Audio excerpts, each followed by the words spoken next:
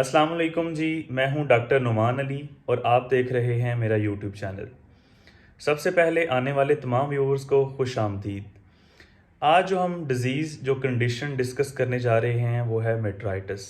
Large animal practice के हवाले से ये इंतहाई इम्पोर्टेंट डिजीज़ है, क्योंकि ये जो पोस्ट पार्चुरेशन यानी कि बच्चा देने के बाद जो गायें हैं, जो भैंसें हैं, उनमें ये 20 से 25% ये डिज़ीज़ देखी जाती है।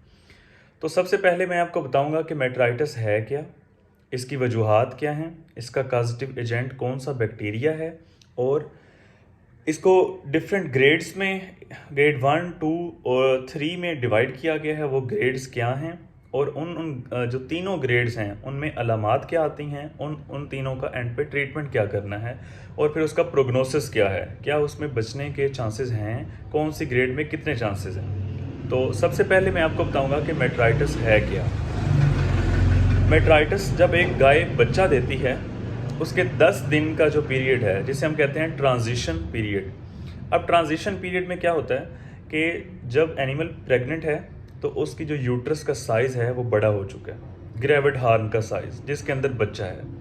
तो अब बच्चा देने के बाद उस यूट्रस ने अपने ओरिजिनल साइज़ पे रिकवरी करनी है, और उसके अंदर जो लोशिया, जो मटेरियल जो बच्चा होने की वजह से रह गया था, वो उसने निकालना है। उसमें यूट्रस में कंट्रैक्शन का अमल होगा। तो इस पीरियड को हम कह रहे हैं ट्रांजिशन पीरियड। अब ये जो 10 दिन का पीरियड है, इसके अंदर अगर बार बार यूट्रस से, विजाइना से डिस्चार्ज जो कि ब्राउन वाटरी से ऑफ वाइट कलर का अगर ये डिस्चार्ज होता है तो उसे हम नाम देंगे कि ये मेट्राइटिस है। अगर तो ये 10 दिन के अंदर डिस्चार्ज होता है तो उसे हम नाम देंगे ये मेट्राइटिस है। अगर यही डिस्चार्ज 21 दिन के बाद होता है तो उसे हम एंडोमेट्राइटिस का नाम देंगे। एंडोमेट्राइटिस और पायोमेट्रा की जो कंडीशंस हैं वो इससे मिलती जुलती हैं, वो इंशाल्लाह हम अगली वीडियो में डिस्कस करेंगे। अब जो है मेट्राइटिस, मैंने आपको बताया कि ये 10 दिन के अंदर जो डिस्चार्ज होता है। अब ये इसका कॉजेटिव एजेंट क्या है, ये क्यों हो रहा है? ये इस वजह से हो रहा है कि जब एनिमल पार्चुरेट करने वाला है उस वक़्त एनिमल की विजाइना, जो कि बैरियर्स हैं, विजाइना, यूट्रस, सर्विक्स, जो कि बैरियर्स हैं, जो पैथोजेंस को, जो बैक्टीरिया को अंदर इंटर नहीं होने देते। लेकिन जिस वक्त एनिमल पार्चुरेट करता है तो ये जो नेचुरल पैसेज है इसकी ओपनिंग होती है। एक तो इसके थ्रू बैक्टीरिया इंटर हो जाते हैं, दूसरा जो एनिमल का प्रोसेस है रेजिस्टेंट का, पार्चुरेशन के दौरान जो रेजिस्टेंस होती है एनिमल में वो कम हो चुकी होती है। तो इस वजह से जानवर के अंदर अगर पैथोजन इंटर हो जाएं तो जानवर उसे जो नेचुरल इम्यूनिटी है उसके थ्रू किल नहीं कर सकता, क्योंकि इम्यूनिटी लो हो चुकी है। तो इस पार्चुरेशन के दौरान जो बैक्टीरिया हैं, ख़ास तौर पे ई कोलाई और फ्यूजोबैक्टीरियम नेक्रोफोरम, ये बैक्टीरिया इंटर होते हैं और अंदर जाके अपनी कॉलोनीज बनाते हैं, ग्रोथ करते हैं और फिर डिजीज़ काज करते हैं, जिसको हम नाम दे रहे हैं मेट्राइटिस का 10 दिन के अंदर। और यही बैक्टीरिया अगर डिजीज़ काज करते हैं 21 दिन के बाद, सेम लोशिया अगर निकलता है तो उसे हम नाम दे रहे हैं एंडोमेट्राइटिस का। अब हमने मेट्राइटिस को 3 ग्रेड के अंदर डिवाइड कर दिया। ग्रेड 1 की मेट्राइटिस क्या है, उसके अंदर क्लिनिकल साइंस क्या आएंगे और उसका हम ट्रीटमेंट क्या करेंगे। ग्रेड 1 मेट्राइटिस में सिर्फ ये होगा कि जो एनिमल का यूट्रस है, जो ग्रेविड हार्न है, उसका साइज़ बड़ा ही रहेगा। पहले नॉर्मली ये होना चाहिए कि साइज़ कम हो, लेकिन मेट्राइटिस की कंडीशन के अंदर उसका साइज़ बड़ा ही रहता है। ये तो हम रेक्टल पल्पेशन के थ्रू चेक करेंगे और बाहर से हमें क्या नज़र आएगा कि 10 दिन के बाद ब्राउन वाटरी या ऑफ वाइट म्यूकोपरुलेंट डिस्चार्ज होगा। तो ये 2 साइंस होंगे ग्रेड 1 की मेट्राइटिस के अंदर। एक तो रेक्टल पल्पेशन के थ्रू हम चेक करेंगे कि यूट्रस का साइज बड़ा है, और दूसरा उसमें डिस्चार्ज आएगा। ग्रेड 1 मेट्राइटिस के अंदर कोई क्लिनिकल साइन नहीं आ रहा। अब क्लिनिकल साइन कौन सा आना चाहिए? अच्छा, अब क्लिनिकल साइंस कौन सा आना चाहिए? जो क्लिनिकल साइन, अच्छा चलें हम यूँ डिस्कस कर लेते हैं। जो कि ग्रेड 2 मेट्राइटिस है उसके अंदर क्लिनिकल साइन आते हैं। अब ग्रेड 2 मेट्राइटिस में ये होता है कि उसमें एक तो जैसे हमने ग्रेड 1 में देखा, यूट्रस का साइज़ बड़ा होगा, जो कि हम रेक्टल पल्पेशन के थ्रू चेक करेंगे। और दूसरे नंबर पे ये होगा कि जो डिस्चार्ज होगा ब्राउन वाटरी और ऑफ वाइट कलर का म्यूकोपोरुलेंट डिस्चार्ज हो सकता है। अब ग्रेड 2 के अंदर क्लिनिकल साइंस डेवलप होंगे, जैसे कि फीवर और जानवर खाना पीना छोड़ देगा, ठीक है, और जो मिल्क प्रोडक्शन है वो डिक्रीज हो सकती है। तो ये वाले जो क्लिनिकल साइंस हैं ये ग्रेड 2 मेट्राइटिस के अंदर आएंगे। अब ग्रेड 1 मेट्राइटिस के अंदर सिर्फ और सिर्फ डिस्चार्ज और यूट्रस का साइज ज़्यादा। तो अब इसका हमने ट्रीटमेंट क्या करना है, हमने 4 से 5 दिन के लिए एंटीबायोटिक यूज़ करनी है और साथ हमने नसैड यूज़ करनी है। अब एंटीबायोटिक्स हम कौन सी यूज़ करेंगे, एंटीबायोटिक्स हम वो यूज़ करेंगे जिसकी पेनिट्रेशन पावर बहुत ज़्यादा है। अब पेनिट्रेशन पावर किसकी ज़्यादा है, सबसे ज़्यादा जो मेट्राइटिस के अंदर पावरफुल ड्रग है वो है सेफेलोस्पोरिन्स और दूसरे नंबर पे है पेनिसिलिन। हम इनको कॉम्बिनेशन में भी यूज़ कर सकते हैं। ये हमने पेरेंटरली यूज़ करनी है, इंट्रामस्कुलर। अब कुछ लोग क्या करते हैं कि यही ड्रग्स मेट्राइटिस के केस के अंदर वो यूट्रस के अंदर रख देते हैं। अब जब यूट्रस के अंदर मेट्राइटिस चल रही है और पस की कंडीशन है और इन्फ्लेमेशन बहुत ज़्यादा है, लोशिया है, डिस्चार्ज है सारा, तो इस वक्त जो पेनिट्रेशन पावर है वो बहुत कम हो चुकी होती है। तो इस वक्त यूट्रस के अंदर प्लेस करना कोई फ़ायदा नहीं है, ज़ीरो फ़ायदा।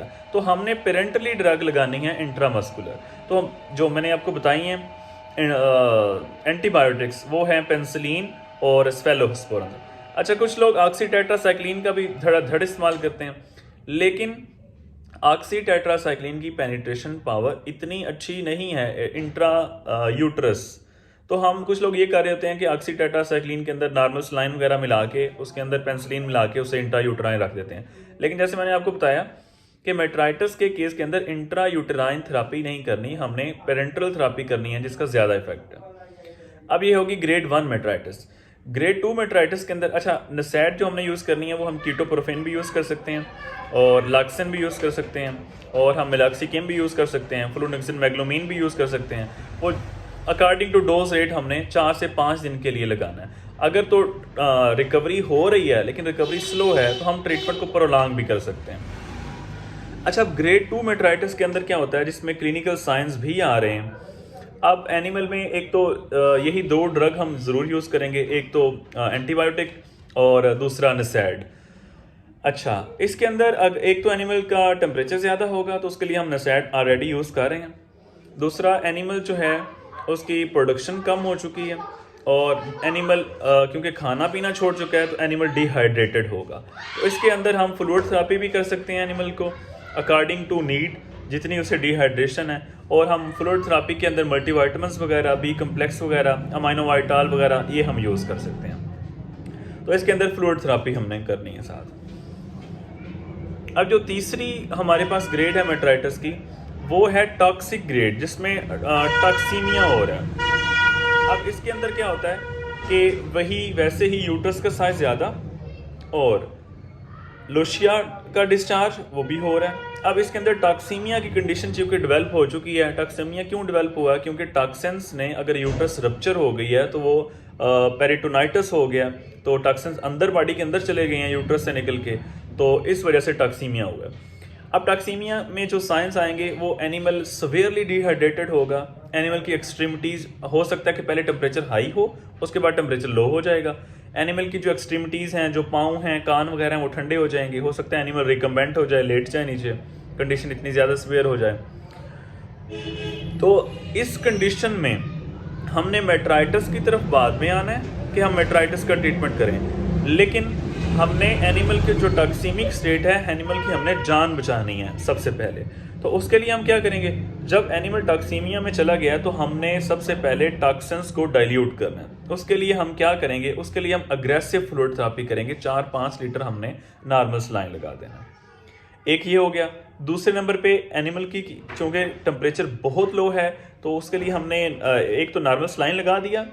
दूसरे नंबर पे हम यहाँ पे रिंगर लैक्टेट भी लगा सकते हैं टेम्परेचर हाई करने के लिए, क्योंकि उसके अंदर रिंगर लैक्टेट के अंदर कैल्शियम है जो कि नॉर्मल सलाइन के अंदर नहीं है। तो कैल्शियम का आपको पता है कि वो टेम्परेचर हाई करवा देगी। दूसरे नंबर पे हम कैल्शियम थेरापी भी कर सकते हैं। और तीसरे नंबर पे हमने ये करना है कि 20 से 25 लीटर पानी को नॉर्मली गर्म करके, मतलब वो ठंडा ना हो, नॉर्मल ल्यूक वाटर जिसे हम कहते हैं, वार्म ल्यूक वाटर, वो हमने करके स्टोमक ट्यूब पास करके एनिमल के सीधा स्टोमक के अंदर हमने प्लेस कर देना है। 20 से 25 लीटर वाटर, ठीक हो गया। तीसरे नंबर पे हो गया ल्यूक वार्म वाटर। चौथे नंबर पे हमने क्या करना है कि एनिमल को वही जो हमने पीछे ट्रीटमेंट किया था एंटीबायोटिक का, वो लगानी है। इसके अंदर हमने अग्रेसिव एंटीबायोटिक थेरेपी करनी है ओवरडोज रख के। और चौथे नंबर पे हम NSAID यूज़ करेंगे। ये हम इसकी मैनेजमेंट करेंगे। तो ये था आज का हमारा टॉपिक मेट्राइटिस। तो अगर आपको हमारी वीडियो ये पसंद आई हो तो हमारे चैनल को सब्सक्राइब करें। शुक्रिया।